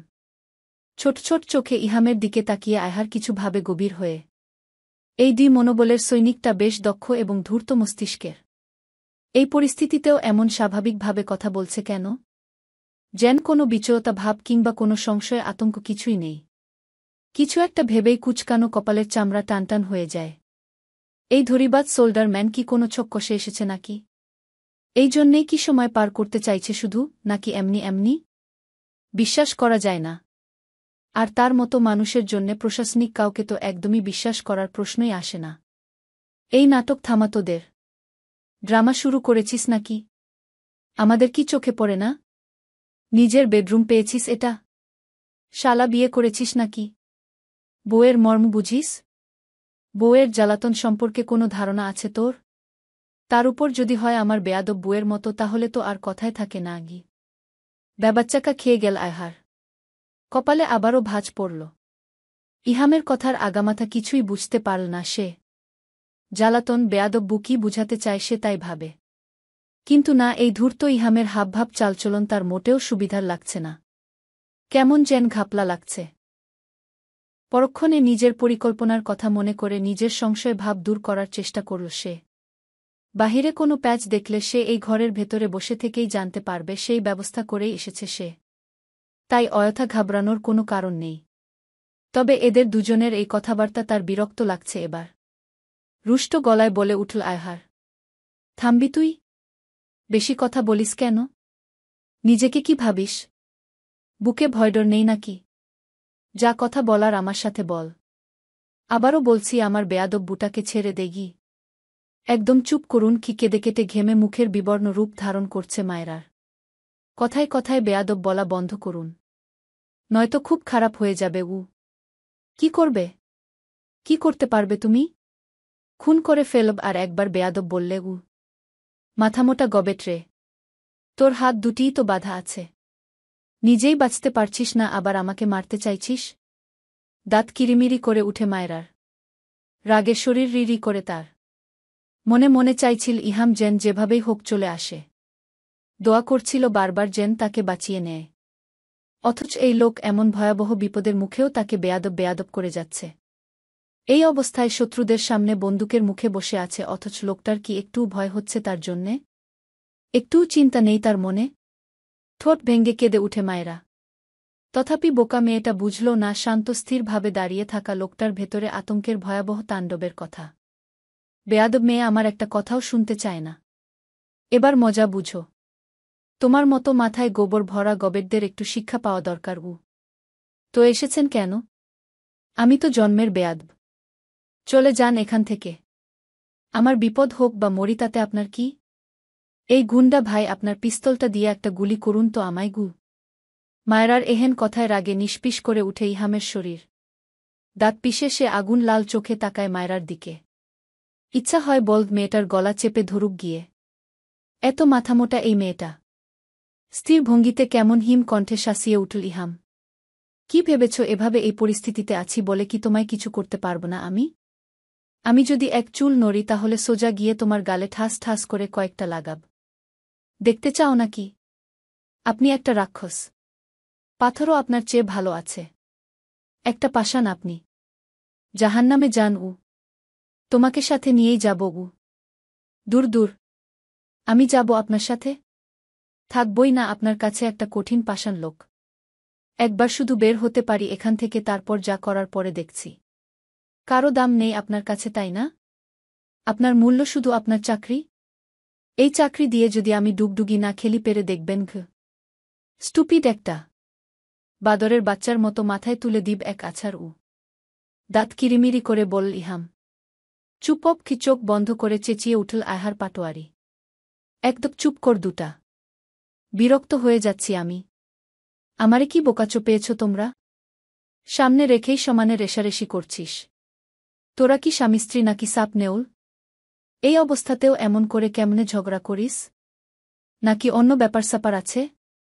শানিত তলোয়ারের মতো নজরে চকচক দৃষ্টিতে ইহাম রুষ্ট আয়হার পাটোয়ারির দিকে তাকিয়ে রইল নিরুত্তর হয়ে। ঠোঁটের কোণে এক চিমটি পরিমাণ বক্র হাসি ফুটিয়ে আনল। তবে তার এই অনুপরিমাণ হাসিটা আদৌ বুঝা গেল কিনা তাতেই বিস্তর সন্দেহ। ততক্ষণে মনে মনে নিজের ছকটাও কষে নেয় সে। একে তো বিয়ে বাড়ি, তার উপর অন্তরে বাস করা রমণীটি অনিশ্চিত বিপদের সাথে আষ্টেপৃষ্ঠে জড়িয়ে। সেই অবস্থায় কি আর সে কোনো রকম বন্দোবস্তহীন একাই চলে এসেছে নাকি এই বদ্ধখাঁচায়? ওই বলদা আয়হার পাটোয়ারি কি ভাবছে সে তাকে এখানে টেনে এনেছে? উহু। নিজ থেকেই এসেছে এই রুমের ভিতর। নয়তো মায়েরাকে উদ্ধার করার অন্য উপায়ও সে বের করতে পারত। তবে তার পরিকল্পনা আয়হারের ধারণারও বাহিরে। একটু আগেই যখন পাশের রুমটায় গিয়ে উশৃঙ্খলের মতো কিছু খুঁজছেও পাচ্ছিল না, তখন সে নিশ্চিত হয়েছিল এই রুমে কিছু না কিছু সিক্রেট আছে। তখনই তাড়াহুড়া করে সে ইব্রাহিমকে জানায় ফুটেজ চেক করে বলতে এই রুমটায় ঘণ্টাখানেক ধরে কে কে এসেছিল আর গিয়েছে। তত্ত্বক সময় ইহামের বুকের ভেতরটায় কেবল বয়াল ঘূর্ণিঝড় চলেছে। দুশ্চিন্তা আর শঙ্কা ভাব কুণ্ডলীর মতো ঘুরপাক খেয়েছে তার হৃদয়ের আনাচে কানাচে জুড়ে। মায়েরার অল্প সময়ের অনুপস্থিতি টুক আর বিপদের আশঙ্কা তার অস্থিমজ্জায় টের পাইয়েছে ওই বেয়াদব মেয়েটাকে তার কত প্রয়োজন। মস্তিষ্কের নিউরন সেলে খরস্রোতা প্রস্রবণের মতো কেবল একটা কথাই উদ্ভব হচ্ছিল, কি দুনিয়া ধ্বংস হোক তবুও বেয়াদব মেয়েটা তার বক্ষস্থানে ঠায় পাক। আর সেই মাথামোটাটা এখন ভুলভাল বুঝে আবলামি করছে গাধার মতো। তীক্ষ্ণ চোখে মায়েরার দিকে তাকিয়েও চুপ রয় ইহাম। মনে পড়ে ইব্রাহিম যখন ফুটেজ চেক করে তাকে জানিয়েছিল, আর নিজের পর্যবেক্ষণ সব মিলিয়ে সে ধারণাই করে নিয়েছে এই ঘরে কোনো এক গোপনীয়তা লুকায়িত আছে। মায়েরা আসার ১-৫ মিনিট আগে আয়হারের সাথে আরও ৪ জন ছেলে ঢুকেছিল সেই রুমে। কিন্তু বের হয়েছিল ৩-২ জন। তার কিছুক্ষণ পর মায়েরা ঢুকেছে, যা ভিডিওতে স্পষ্ট। তবে কেউই আর বের হয়নি। তখন প্রশ্ন এসেছিল আয়হারের সাথে আরেকটা ছেলে আর মায়েরা রুম থেকে বের না হলে কোথায় উধাও হয়ে গিয়েছিল। এর একটু পর দেখা গিয়েছে ওই বৃদ্ধা নাতনি আর তার বাচ্চাকে নিয়ে ঢুকেছে বেস্টফিডিং করাতে। স্কিনে তখন আরেকটা সন্দেহজনক দৃশ্যে চোখ আটকে গিয়েছিল ইহামের। পাশের রুমটাতে একটা বড় রেক, কিছু ছেলে তালা খুলে রুমে রেখে এলো। বের হওয়ার সময় কিছু একটা আঁচ করে আবারও পজট করল সেটা। আরেকটু পিছিয়ে দেখল ৫ জন ভেতরে ঢুকলেও বের হয়েছে ৩ জন। ঠিক তখনই যা বুঝার বুঝে গিয়েছিল সে। ঘাপলাটা যে এই রুম থেকেই শুরু, তাতে আর সন্দেহের বিন্দুমাত্র কোনো অবকাশ নেই। উন্মাদনায় লিপ্ত মস্তিষ্কটি হঠাৎই এক দিশাসনে এসে স্থির মনোযোগে কিছু সূক্ষ্ম পরিকল্পনার ছক কষে নেয়। যেন বিক্ষিপ্ত ঝড় থেমে গিয়ে গভীর কোনো ষড়যন্ত্রের নীলনকশা আঁকা শুরু হয়, নির্ভুল অথচ অপ্রতিরোধ্য, যার প্রতিটি ধাপে লুকিয়ে ছিল প্রবল দৃঢ়তা। ইহাম নিরুত্তর রইল। সূক্ষ্ম আর চোখে তাকালেই দেখতে পেল মায়েরা গলা টানছে। ঢোক গিলতেও বুঝি মেয়েটার কসরত করতে হচ্ছে। নিঃশব্দে বিষয়টা বুঝে নিল সে। সুচালো হিংস্র চোখে তাকাল আয়হার পাটোয়ারির দিকে। তার প্রশ্নের কোনো জবাব না দিয়ে ইহাম নিজে প্রশ্ন করে উঠল। আমার পিচ্চি মিসেস চৌধুরীকে পানি দিয়েছিলি? ইহামের প্রশ্নে খানিক ভ্যাবাচ্চাকা খেল আয়হার। সন্দেহের স্থানে এবার ঠাঁই পেল চিন্তা। বুঝার চেষ্টা করল বিস্তর কঠিন ভঙ্গিমায় দাঁড়িয়ে থাকা এক অদম্য সাহসী চতুর সৈনিককে। থতমত খেল আয়হার। প্রত্যুত্তর না করে কুঞ্চন রূপে তাকিয়ে রইল ইহামের দিকে। একটু আগেই না দুটোতে কেমন ঝগড়া করছিল, এখন আবার কেমন করে সামান্য বিষয়টা গুরুত্ব দিল। কিছু মনে করে সে গভীর মনোযোগ দিল ইহামের মুখাবয়বে। হঠাৎ বজ্রবেগে হুঙ্কার দিয়ে উঠল কঠিন মানবটা। কিরে, কেউ উত্তর দিচ্ছিস না কেন? কি জিজ্ঞাস করলাম আমি? পানি দিয়েছিস ওকে কেউ? আয়হার তখনও নিরুত্তর। তার তীক্ষ্ণ নজর তখনও ইহামের মুখের উপর। কোনো একটা হেতু খুঁজার আপ্রাণ চেষ্টা তার গহ্বরে। ইহামের হিংস্র রঙ্গিম আভা আর মেঘের গর্জন বাকি তিনজন ছেলেকে ভয় পাইয়ে দিয়েছে। তাদের দলের সবার জানা আছে এই রুক্ষ দয়াময়হীন মানুষটার নির্ভীকতা। কেমন চুপসে গিয়ে একজন আমতা আমতা করে জবাব দিল, ক্ষীণ না কি খেয়াল করা গেল ইহামের চোখগুলি অসম্ভব লাল হয়ে উঠছে। সামনের এই মানুষটা কি মাত্রাতিরিক্ত রাগের শিকার? দাঁত কটমট ভাবটা তিন ছেলেকে যেন পিষে দিচ্ছিল। কোনো নীরব ভাবনায় তাদের মনে হতে লাগল এটা যেন তাদেরই নিঃশেষ করে দেওয়া ইঙ্গিত। মায়েরার পাশেই দাঁড়ানো লোকটা চুপচাপ এগিয়ে গিয়ে একটা মিনারেল পানির বোতল ধরল মায়েরার সামনে। কঠিন পিপাসায় গলা শুকিয়ে আসা মেয়েটা জবথব হয়ে কাতর চাউনিতে তাকাল লোকটার পানে। এই মুহূর্তে আসলেই বেশ গভীরভাবে উপলব্ধি করতে পারছে পানির অপর নাম জীবন কথাটার মর্মার্থ। শুকনো করে ঢোক গিলল সে। তৃষ্ণায় গলার মণি শুকনো খালের মতো চৌচির হয়ে আছে। অন্তরটা অপ্রাণ চাইছে ওই জীবনটুক আস্বাদন করুক নিজ অভ্যন্তরে। কিন্তু নিরুপায় চেয়ে থাকে কেবল পানির বোতলটুকের দিকে। মায়েরার অনুচ্চারিত কথাটা নিজ দায়িত্বে আয়ত্ত করে কেমন চাপা ক্ষোভ মেশানো প্রগাঢ় কণ্ঠে বলে উঠল, জানোয়ারের বাচ্চা, আমার বউ পানি খেতে চাইছে, পানি দিচ্ছিস না কেন? হাত পায়ের বাঁধন খুল চামচার বাচ্চা গু। রক্তচক্ষু নিয়ে তাকিয়ে থাকা ভয়াল রূপটা দেখে হকচকিয়ে গেল ছেলেটা। নিঃশব্দে হাত কাঁপল। আতঙ্ক ভরা চাউনিতে বিক্ষুব্ধ সোল্ডার নায়ককে দেখে নিয়ে অসহায় চোখে ঘাড় বাঁকিয়ে চেয়ে দেখল আয়হার পাটোয়ারিকে। লোকটাকে নির্লিপ্ত মনে হলেও গভীর চিন্তায় মগ্ন। চোখে মুখে উপচে পড়ছে উদ্বেগ। কিছু বলার আগেই ইহাম আবারও গর্জন দিয়ে চেঁচিয়ে উঠল, হারামির বাচ্চা, মরার স্বাদ জাগছে? খুলছিস না কেন হাত দুটো? দেখছিস না পানি খেতে চাইছে ও? অপ্রয়োজনীয় আসবাবপত্র ছড়িয়ে ছিটিয়ে আছে বিশাল রুমটায়। 6 জনের উপস্থিতিতেও ঘরটা শুনশান নীরবতা গ্রাস করল। চকিতে বিস্ময় নিয়ে মায়েরা অপলক তাকিয়ে রইল ইহামের দিকে। লোকটার রঙ্গিম মুখাবয়ব তার ভেতরেরও ভয়ের দানা বুনছিল। মানুষটা কি সাংঘাতিক রেগে গিয়েছে? চোখ দিয়ে মনে হচ্ছে কেমন আগুন ঝরছে। তার না বলা কথাটা কি করে লোকটা একতুরিতে বুঝে নিল? এর জন্যেই কি এই উন্মত্ত হিংস্র রূপ? আয়হার পাটোয়ারি কিছুতেই যেন কিছু মিলাতে পারছেন না। কিন্তু তার সচল মনমস্তিষ্ক জানান দিতে চাইছে কিছু একটা ঘাপলা আছে। নয়তো এসেই বুকে এভাবে দেখে যে মরিয়া না হয়ে ঝগড়া শুরু করে দিল, আর যেই দেখেছে বউ পানি খেতে চাইছে অমনি তার এত উথলা। ব্যাপারটা ঠিক ঠাউর করতে পারছে না সে। তবুও মনের কোথাও না কোথাও থেকে একটা সূক্ষ্ম সান্ত্বনা অনুভব করল। ঘাপলা পেলে নিশ্চয় বাহির থেকে খবর আসবে। নিজেকে দুশ্চিন্তা মুক্ত রাখতে গিয়েও যেন তার কেন্দ্রবিন্দু হয়ে উঠছে কেবল ইহাম। সামনের ধুরন্ধর লোকটা খপ করেই যেন আয়হারের মন পড়ে নিল। তার দুশ্চিন্তা আর আতঙ্কের খবর পেল সে। এক অনু বাঁকা হাসল ইহাম। তার এই নিগুট হাসির মানে আর রহস্য কেবল সে জানে। এই চামচা কানের নিচে কয়টা খেতে চাস তুই? এদিকে আয়, তোর কানের পর্দা ফাটাই। বাল, শুনতে পাচ্ছিস না? আমার বউ পানি খাবে? মকবুলকে গলার স্বর নিচু করে আয়হার। চিন্তা কাটাতে মুখ ফিরায়। ম্যাডামকে পানি খাইয়ে দেখি। তোর কি মনে হয় আমি সামনে থাকতে আমার বুকে আরেক বেটায় পানি খাইয়ে দিবে আর আমি তোর আঙ্গুল চুষব? তো তুই কি চাইছিস? আমি ওর হাত পায়ের বাঁধন খুলে দেই, আর তুই তারে কোলে তুলে পানি খাওয়াতে চাস? আমাকে ওর কাছে যেতে দিলে কোলে তুলে শুধু পানি নয়, তোদের সামনে ওকে চুমুও খেতে পারব অনায়াসে। সেই কথা বলে লাভ নেই। তোকে 1 মিনিট সময় দিলাম, এর মাঝে যেন আমার স্ত্রীর পানি পিপাসা মিটে। নয়তো কছম আয়হার, তোর পরিণতি খুব করুণ হবে। নিজ হাতে পিণ্ডি চটকাবো তোর। ওর হাত খোল। পানি খেতে দে ওকে। কি? মায়েরা কেমন হতভম্বের মতো বিমূঢ় হয়ে তাকিয়ে আছে। চোখে মুখে তার বিস্ময়, এক কৌতূহল ভাব। এই লোকটার রাগ এত ভয়ঙ্কর। শান্ত শীতল কণ্ঠটা তার নিজেরই গায়ে কাটা দিয়ে উঠছে। হৃদয় ছলকে উঠছে কঠিন মানুষটার ক্রোধ দেখার আকাঙ্ক্ষা। আব্বে শালা, তোকে আমি তুলে এনেছি নাকি আমাকে তুই তুলে এনেছিস? তুই কি আমারে ভয় দেখাচ্ছিস? আরে ওদের কেউ বুঝা না, ওখানে ওদের ঢলে আদর করতে আনিনি আমি। ওর হাত খুলে দে। খুব পানি পিপাসা পেয়েছে ওর গু। নিস্তরঙ্গ চোখে স্থির দৃষ্টিতে তাকিয়ে শান্ত অথচ শরীর শিউরে দেওয়ার মতো করে ইহাম কথাটা বলল। দেখ, ফালতু প্যাচাল বাদ দেখ। আয়হারের চোখে মুখে স্পষ্ট বিরক্তিভাব। শান্ত কণ্ঠে আবারও জানাল, সেটা বলার জন্যে এত কসরত করতে হয়েছে? সোজাসুজি সেই প্রসঙ্গে তখনই বিদ্যুৎ চমকের মতো ইহাম বজ্রধরের মতো পাশে থাকা একটা বুকশেলফ বাম হাত দিয়ে ঠেলে মাটিতে ফেলে দিল। মুহূর্তে বদ্ধ রুমে সেই বিকট শব্দ বারবার প্রতিধ্বনি সৃষ্টি হল। মায়েরা এতক্ষণ এক দৃষ্টিতে ইহামের দিকে নজর রেখেছিল। চোখে মুখে তার অবাক বিস্ময় ভাব লেপ্টেছিল।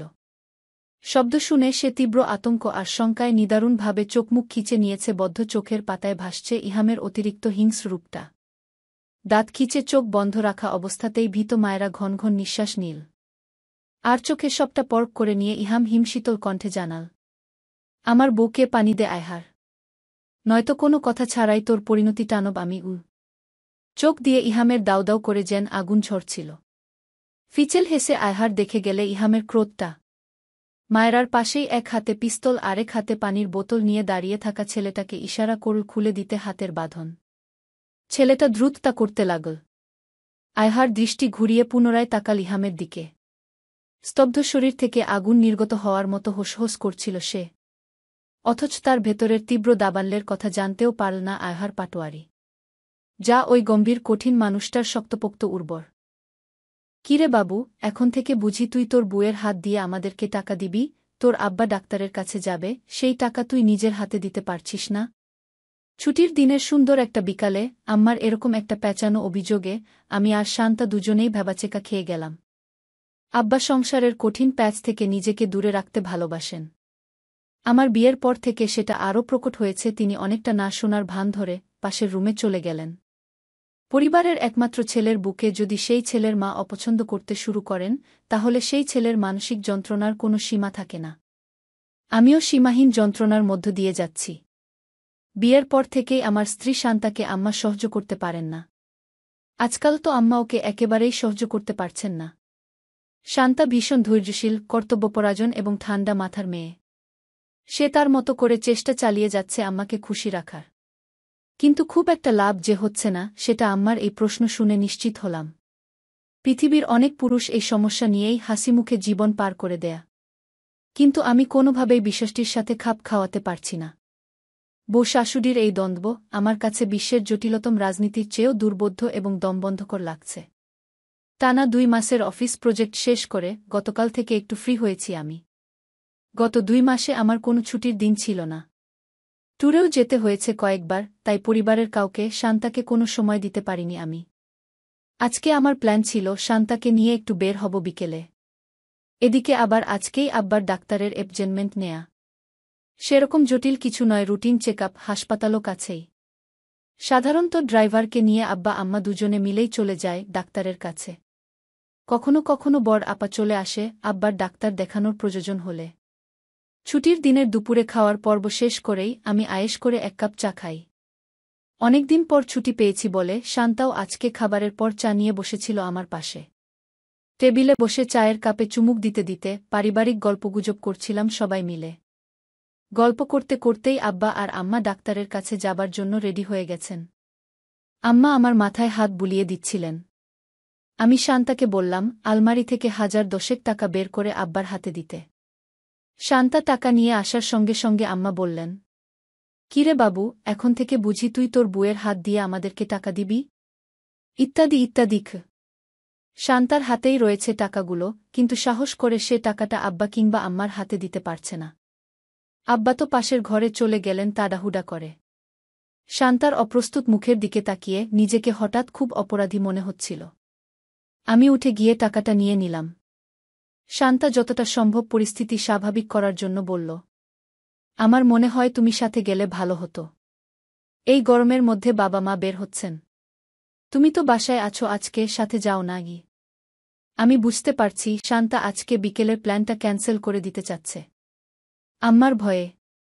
আমাদের বিয়ের পরদিন এমন বাজে একটা ঘটনা ঘটিয়েছিলেন আম্মা। শেষ পর্যন্ত আমরা হানিমুনে যেতে পারিনি। আমি যাব বলতেই আম্মা বললেন, বাবু গেলে তো আর আমার যাওয়ার দরকার নেই। অনেক গরম। আমি বাসাতেই থাকি গু। বুঝলাম আম্মার মেজাজ গরম। তা না হলে আমি যেখানে যাই আম্মা সঙ্গে যেতে পছন্দ করেন। শান্তা আব্বার প্রয়োজনীয় কাগজপত্রসহ একটা ফাইল আমার হাতে দিল।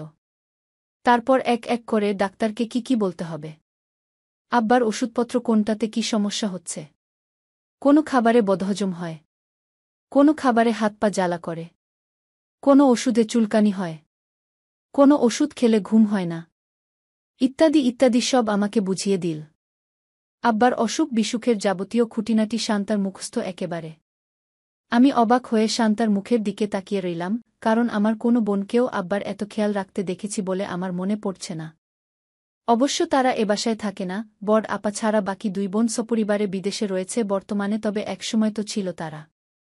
আমার বোনেরা আব্বার কলিজার টুকরা বলা যায়। তাছাড়া আর কয়টা সংসারে ছেলের বউ তার শ্বশুরের এতটা যত্ন করে আমার সেটা জানা নেই। তবুও আম্মা চোখে আঙুল দিয়ে সবসময় বুঝিয়ে দেন শান্তাকে তিনি পছন্দ করেন না। শান্তা যখন আমাকে সব বুঝিয়ে দিচ্ছিল, আম্মা খুব বিরক্ত হয়ে বললেন, এগুলো বাসার সবাই জানে, বাবুও জানে ভালোমত। যদিও সত্যি এটাই যে আমি আব্বার ওষুধপত্র বিষয়ে এত বিস্তারিত জানি না। বাবা মার একমাত্র ছেলে আমি। আমার আরও 3টা বোন আছে। তারা সবাই আমার বড়। পরপর 3 মেয়ে। তারপর সংসারে একটা ছেলের জন্ম হলে যা হয়, আমার বেলায় তার ব্যতিক্রম ছিল না। দাদা দাদি, নানা নানি, খালা, মামা, চাচা, ফুপু, বাবা মা এবং বড় 3 বোনের নয়নের মণি আমি সেই ছোট থেকেই। আব্বা যদিও সবসময় আমার আপাদের সব আবদার পূরণ করতেন, কিন্তু আম্মা আজীবন আমাকে বেশি প্রশ্রয় দিয়েছেন। আমার যে কোনো চাওয়া মুখ ফুটে বলার আগেই আম্মা বুঝে যেতেন এবং সেটা যে কোনো মূল্যে পূরণ করতেন। আম্মা আমাকে কখনো এক মুহূর্তের জন্য চোখের আড়াল করতেন না। আমাকে নিয়ে সবসময় আম্মার একটু বাড়াবাড়ি। আমি স্কুলে গেলে আম্মা স্কুলের বাইরেই অপেক্ষা করতেন। বাসায় আসতেন না। আমাকে সঙ্গে নিয়ে একেবারে বাসায় আসতেন। কোচিং বা টিউশনে গেলেও তাই। বেড়াতে গেলেও আম্মা সর্বক্ষণ সঙ্গে থাকতেন। আমার বন্ধুরা এজন্য অনেক খেপাত একসময়। আত্মীয় স্বজনরা বলতো আমি নাকি আম্মার প্রাণভোমরা। আমার শরীরের মধ্যে আম্মার প্রাণটা বন্দী। আমি বড় হবার পরও আম্মা বদলাননি। আমি না চাইলেও আমাকে খাইয়ে দিতেন। আমার বিয়ের আগের রাতেও আম্মা নিজের হাতে আমাকে খাইয়ে দিয়েছিলেন। সেজন্য সবাই কত হাসাহাসি করল। সবাই বলে আমার জন্য নাকি আম্মা নিজের মেয়েদের অবহেলা করেছেন। আব্বা তাই আপাদের প্রতি সবসময় দুর্বল। আমার আপারা অবশ্য কখনো এই নিয়ে কোনো অভিযোগ করেনি। বরং আপাদের কাছেও যথেষ্ট আদর ভালোবাসা পেয়েছি আমি। তাই বলে সবার আদরে বাদর হয়ে যাইনি আমি। ছোট থেকে আজ অবধি সংসারের সবার সুখে দুঃখে পাশে থেকেছি। পড়াশোনা করেছি মন দিয়ে। ভালো রেজাল্ট করেছি। ভালো চাকরি করছি। বোনদের বিয়ে হয়েছে যখন, তখন আমি ছাত্র। কিন্তু এখন যখন নিজের সম্মানজনক একটা উপার্জন করছি, সবসময় 3 বোনের প্রতি আমার সর্বোচ্চ দায়িত্ব পালন করার চেষ্টা করি। পরিবারের সবাই সেটা এক বাক্যে স্বীকারও করে। আম্মার যেহেতু আমার প্রতি আশা আকাঙ্ক্ষা অনেক বেশি, তাই বিয়েও করেছি আম্মার পছন্দে। শান্তাকে আম্মাই পছন্দ করে এনেছেন এই বাড়িতে। নিজের পছন্দ করা মেয়ের সঙ্গে আম্মা এমন করছেন কেন, সেটাই বুঝতে পারছি না। বিশ্বাসটা দিন দিন বেড়েই যাচ্ছে।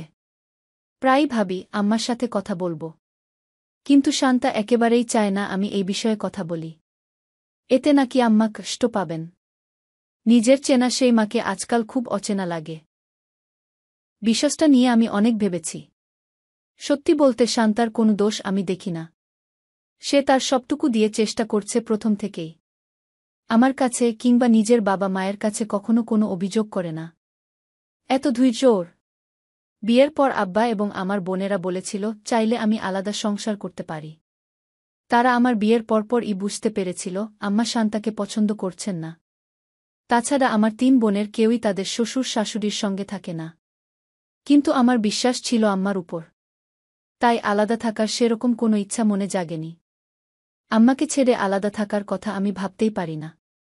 আর শান্তাও কখনো চায়নি আমি তাকে নিয়ে আলাদা সংসার করি। ও জানে আমি আম্মার প্রাণভোমরা। বাবা মার একমাত্র ছেলে এবং ছেলের বউয়ের দায়িত্ব সবসময় একটু বেশিই থাকে, তাই তারা যতদিন বেঁচে আছে নিজেদের দায়িত্ব পালনে পিছপা হতে চায় না শান্তা। আমি নিজেও তো সেটাই চাই সবসময়। কিন্তু তাই বলে তো নিজের স্ত্রীর প্রতি দায়িত্ব অস্বীকার করতে পারব না। আমার আর শান্তার বিবাহিত জীবন ৩ বছরের। বিয়ের পর প্রথম ২ বছরে শান্তা মাস্টার্স কমপ্লিট করল। পড়ালেখা করছিল বলে সে সময় বাচ্চা নিতে চাইনি আমি। এরপর যখন আমরা সিদ্ধান্ত নিলাম বাচ্চা নেওয়ার, তখনই শান্তার একটা মিসক্যারেজ হল। অনেকেই শান্তাকে ভয় দেখিয়েছে প্রথম বাচ্চা মিসক্যারেজ হলে পরবর্তীতে বাচ্চা নিতে সমস্যা হয়। এ বিষয়টা নিয়ে বেচারি বেশ টেনশনে আছে। ডাক্তার বলেছে ওকে একেবারেই স্ট্রেস ফ্রি রাখতে। কিন্তু আম্মা আজকাল মুখের উপর এত দুর্ব্যবহার করছে শান্তার সাথে। মুখে কিছু না বললেও চাপ তো পড়ছে ওর উপর। এই মাসে শান্তা আশা করে আছে একটা সুখবরের। অলরেডি পিরিয়ড মিস করেছে সে। গতকাল রাতেই জানলাম বিশ্বাসটা। এই সময়টা শান্তাকে টেনশন ফ্রি রাখাটা খুব জরুরি। কি যে করব? শান্তার বাবা মাও কিছুদিন আগে ইউএসএতে গেলেন ওর বড় ভাইয়ার কাছে। ৬ মাসের আগে তো ফিরবেন না কনফার্ম, আরও বেশি দিনও থাকতে পারে। আব্বাকে নিয়ে হাসপাতালে অনেকটা সময় লেগে গেল। ডাক্তার বেশ কিছু টেস্ট দিয়েছে। সেগুলো শেষ করার পুরো সময়টা আমার মাথায় শান্তার চিন্তা ঘুরঘুর করছিল। রাতে হাসপাতাল থেকে ফিরে দেখি শান্তা লাইট বন্ধ করে শুয়ে আছে। আমাদের ফিরতে ফিরতে বেশ ভালোই রাত হয়ে গেছে। টেবিলে খাবার দেয়া, তবে মনে হচ্ছে কেউ এখনও খাবার খায়নি। আব্বা, আম্মা, আমি এবং শান্তা ছাড়াও এ বাসায় একজন ফুল টাইম হেল্পিং হ্যান্ড রয়েছে যার নাম মর্জিনা। আমরা মর্জিনা খালা ডাকি। খালার সাথে তার একটা ছোট ছেলেও থাকে এ বাসায়। ছেলেটা সুস্থ নয়।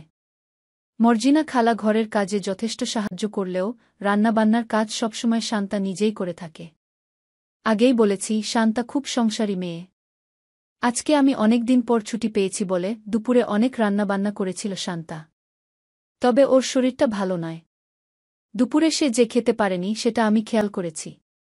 এখন আবার মর্জিনা খালা বলল শান্তা নাকি বলেছে তার মাথা ব্যথা, তাই ডাকতে নিষেধ করে দিয়েছে। সে কিছু খাবে না রাতে। আমি যেন এসে খেয়ে নেই। জানি না আমি হাসপাতালে যাবার পর আম্মা আর কিছু বলেছে কিনা শান্তাকে। আমি একটা প্লেটে খাবার নিয়ে আমাদের রুমে এলাম। শান্তাকে উঠিয়ে একটু ভাত খাইয়ে দিব। যদি সত্যি সে কনসিভ করে থাকে তাহলে তো না খেয়ে থাকাটা ঠিক হবে না। বিয়ের পর ওকে অনেকবার ভাত খাইয়ে দিয়েছি আমি। কিন্তু একবার আম্মা এই বিষয়টা নিয়ে খুব খারাপ ব্যবহার করেছিল শান্তার সাথে। এরপর থেকে হাজার চেষ্টা করেও আর ওকে খাইয়ে দিতে পারিনি। আসলে যে কোনো বিষয়ে টেনশন করলে শান্তা ভাত খেতে পারে না। পরীক্ষার আগের রাতে জোর করে খাইয়ে না দিলে না খেয়েই রাত পার করে দেয় সে। না খেয়েই নাকি পরীক্ষা দিতে চলে যায়। কেউ বকাঝকা করলেও সে খেতে পারে না। শান্তার আম্মু বিয়ের পর এগুলো আমাকে জানিয়েছিলেন, আমি যেন ওর খাওয়া দাওয়ার একটুখানি খেয়াল রাখি, একটু জোর করে বলে বলে যেন খাওয়াই। বাড়ির সবার খেয়াল সে রাখতে পারে, কিন্তু নিজের দিকে খেয়াল করে না। মেয়েটা সে আমার স্ত্রী, আমাকে তো তার খেয়াল রাখতে হবে। আমি আমার মায়ের যেমন আদরের, শান্তাও তার বাবা মায়ের ভীষণ আদরের। আমি তো নিজের বাড়িতে রয়েছি, কিন্তু শান্তা সবাইকে ছেড়ে আমাদের পরিবারে এসে সবার মন জয় করতে চেষ্টা করে যাচ্ছে। অনেক চেষ্টার পর জোর করে শান্তার মুখে একটা ভাতের লোকমা দিতে পারলাম আমি। বললাম, আম্মার কথায় কি খুব বেশি কষ্ট পেয়েছ? আরে না। কি যে বলো! মার কথায় আমি কখনো কষ্ট পাই না। আমার পেটে ব্যথা হচ্ছে, তাই খুব ভয় লাগছে। আমি বললাম, তুমি এই বিষয়টা নিয়ে একদম টেনশন করো না। ডাক্তার বারণ করে দিয়েছে যে ভুলে গেছ। নাও, আরেকটু খেয়ে নাও। এর মধ্যেই আম্মা এসে রুমে ঢুকলেন। নিজের মা না খেয়ে বসে আছে, তার কোনো খবর নিলি না। বুকে মুখে তুলে খাইয়ে দিচ্ছিস, তোর বুকে বুঝি আজকাল আবার খাইয়ে দিতে হয়? এত নাটক জানে আজকালের মেয়েরা। আম্মা অগ্নিমূর্তি ধারণ করে ঘর থেকে বের হয়ে গেলেন। শান্তা সঙ্গে সঙ্গে খাট থেকে লাফ দিয়ে নেমে গেল। আমার দিকে অসহায়ের মতো তাকিয়ে বলল, মা খায়নি? Six six Shamim. তুমি মাকে খেতে বলনি? কেন আমাকে এভাবে অপ্রস্তুত করো তুমি? আমার তো চোখ লেগে গিয়েছিল। মা কত কষ্ট পেল বলো। এখুনি চলো মায়ের কাছে গু। আমার হাতে খাবারের প্লেট। শান্তা আমার জন্য অপেক্ষা না করে একছুটে আম্মার ঘরে ঢুকে গেল। সে আম্মাকে হাত ধরে খাবারের জন্য অনুরোধ করছিল, নাকি আম্মাকে জোর করছিল জানি না। আম্মাও বা শান্তাকে ধাক্কা দিল কিনা কে জানে। আমি কেবল এই ঘর থেকে শান্তার পড়ে যাওয়ার শব্দ শুনতে পেলাম। তার আগে আম্মার ধমকের শব্দ। শান্তা খিমাগো কি বলে জোরে কেঁদে উঠল। আম্মা তো জানেন না শান্তা সবাইকে সুখবর দেবার দিন গুনছে। আমি এক দৌড়ে গিয়ে দেখি শান্তা মেঝেতে পড়ে রয়েছে।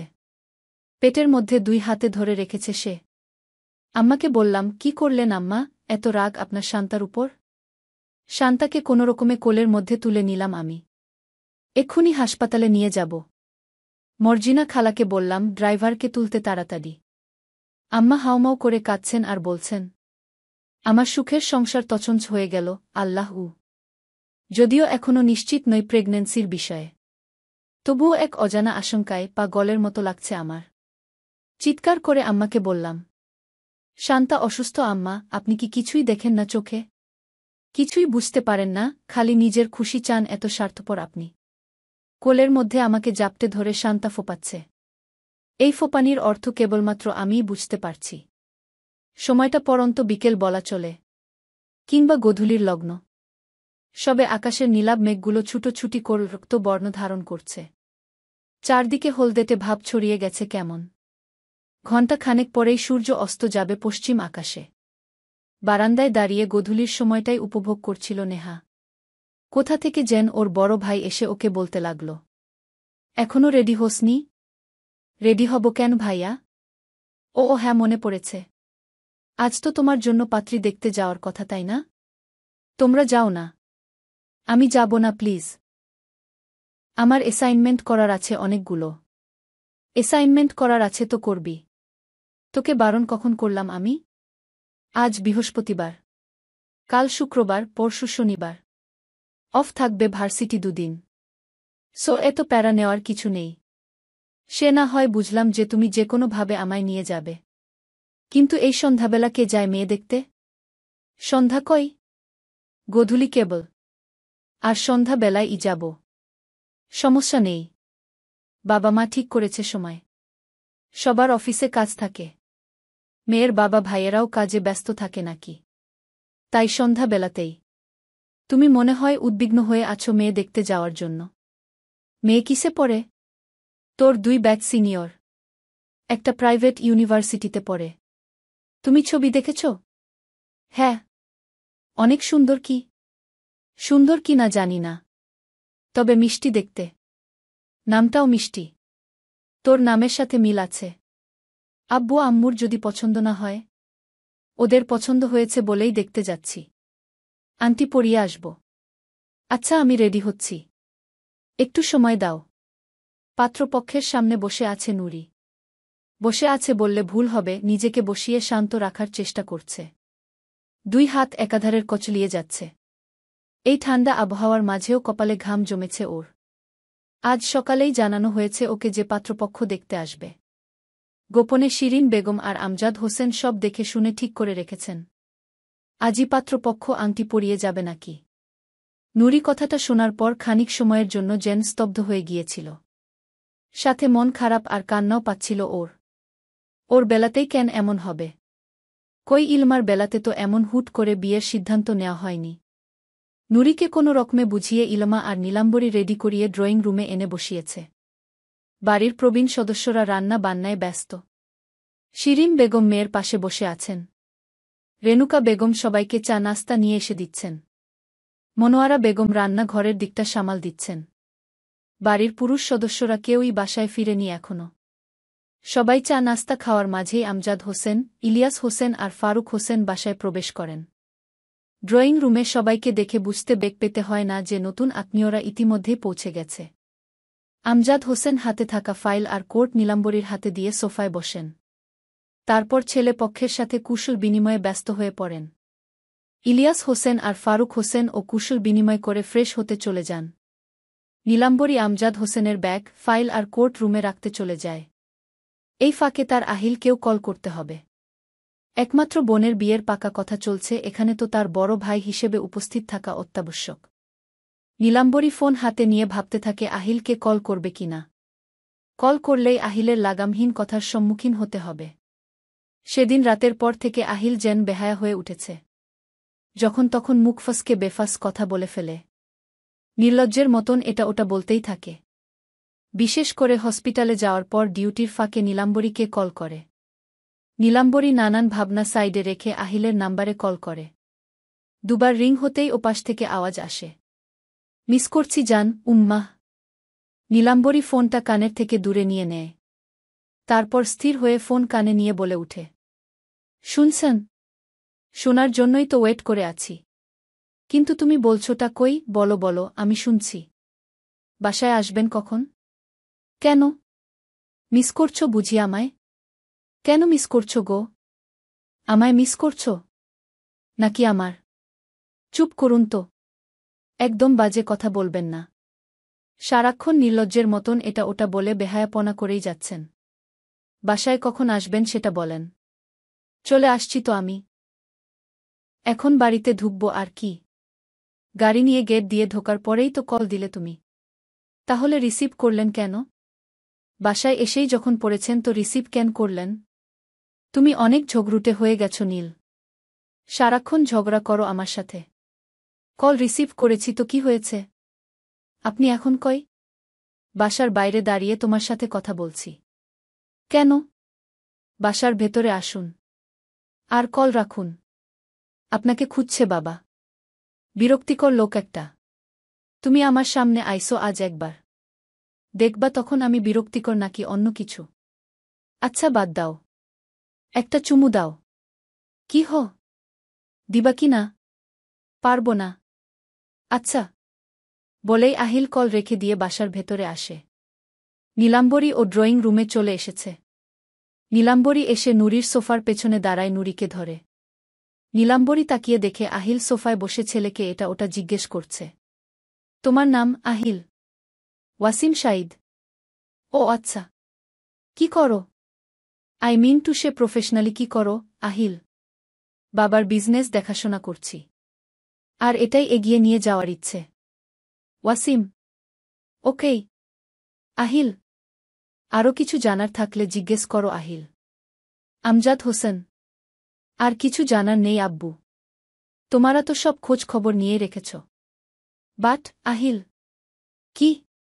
বলো আমজাদ হোসেন। নুরির মতামত নিয়েছ? ওকে জিজ্ঞেস করেছ ও কি চায়? সবাই একজন আরেকজনের মুখের দিকে তাকাতে থাকে। আহিলের আর বুঝতে বাকি নেই যে ওর বোনের মতামত নেয়নি কেউই। আহিল উঠে গিয়ে বোনের পাশে বসে বোনের কাঁধে হাত রেখে বলে, টেনশন করিস না। ছেলে ভালোই আছে।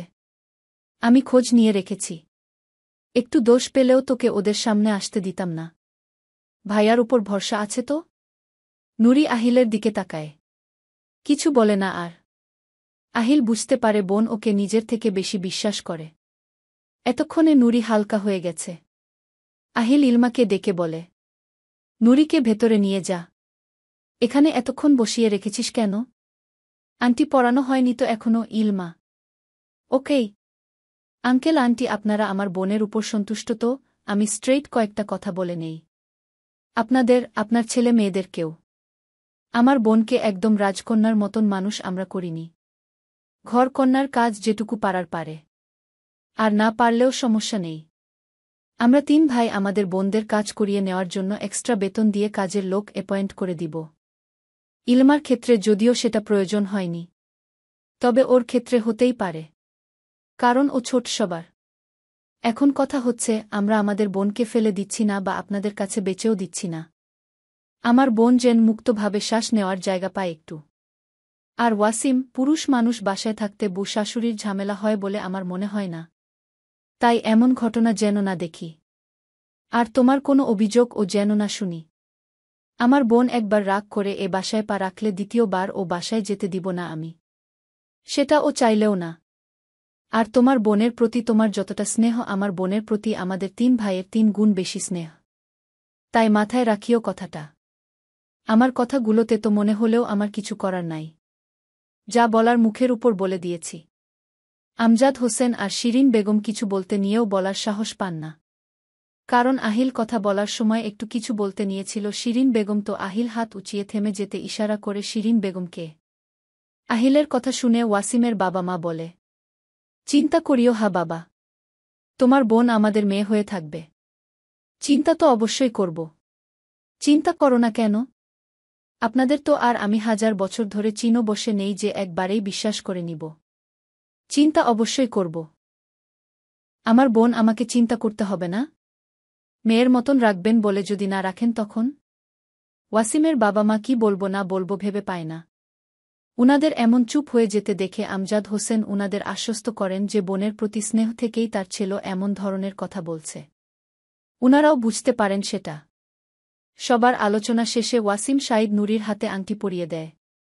ওয়াসিমের মা নুরির নাক ফুল খুলে একটা ডায়মন্ডের নাক ফুল ও পরিয়ে দেন। নিজের হাতে থাকা সোনার চুড়ি খুলে পরিয়ে দিয়ে নুরিকে আশীর্বাদ করেন।